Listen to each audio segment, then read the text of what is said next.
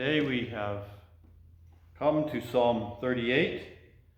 I'm going to read the first 4 verses, then 9 to 11, then 15, then 17 to 18, then 21 to 22. If you're following along as I read, I will note as I make these changes, you don't have to remember them. Psalm 38, first 4 verses. O Lord, rebuke me not in your anger, nor discipline me in your wrath. For your arrows have sunk into me, and your hand has come down on me. There is no soundness in my flesh because of your indignation. There is no health in my bones because of my sin. For my iniquities have gone over my head. Like a heavy burden, they are too heavy for me. And now continuing at verse 9, O Lord, all my longing is before you. My sighing is not hidden from you. My heart throbs, my strength fails me. In the light of my eyes, it also has gone from me. My friends and companions stand aloft from my play, and my nearest kin stand far off. Verse 15, But for you, O Lord, do I wait. It is you, O Lord my God, who will answer. And now at 17, For I am ready to fall, and my pain is ever before me. I confess my iniquity. I am sorry for my sin. And closing with verses 21 and 22, Do not forsake me, O Lord. O my God, be not far from me. Make haste to help me, O Lord, my salvation. The word of the Lord.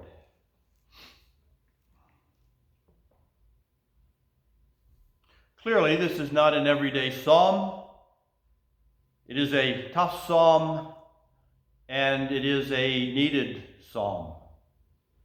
Every one of us, at one time or another, has or will or could pray this psalm. Honesty and reality demand it. This is a psalm for when we sit on the edge of the bed and put our head in our hands and just sit there. Or maybe we sit in the center of the bed and pull the covers over us.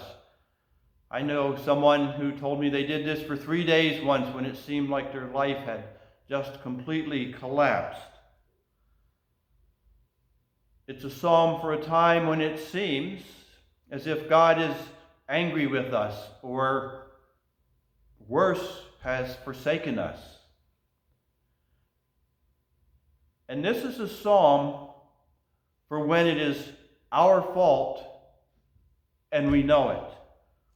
Our psalmist says, it is my sin, it is my iniquities, it is my foolishness. Honesty and vulnerability and guilty as charged.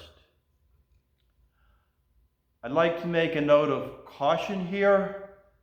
There is a difference between guilt and shame, between which there is an abyss that cannot be crossed. Shame is saying to yourself, I am a bad person. Or it may come from someone outside you who is trying to convince you that you are a bad person. And you are not. You are a child of God. You are created in God's image. You are very good. And I truly, truly hope you never forget this. Guilt is saying, I have done something bad. I have messed up. I have sinned.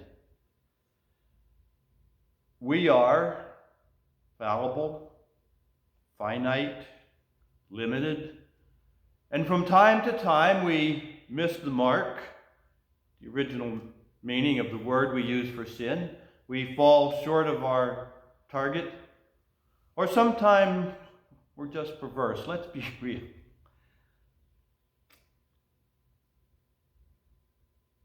There is the realization here, it's oblique, but it is here, that sometimes our suffering is caused by outside sources, but in this case, primary focus here, our psalmist is guilty. I have sinned. I suffer in the realization of that. And what the psalm does is give us the proper response. I will wait for the Lord. There is raw faith here that the Lord is merciful, the Lord is compassionate, the Lord will forgive, and I will wait. And in this, there is great hope. When guilt is confessed to God, a new reality occurs. I am cleansed, I am forgiven, and now new life is possible. Hope exists in this outpouring of pain.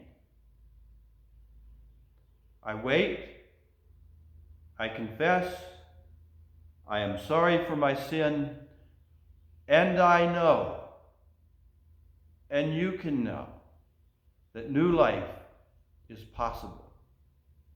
Let us pray.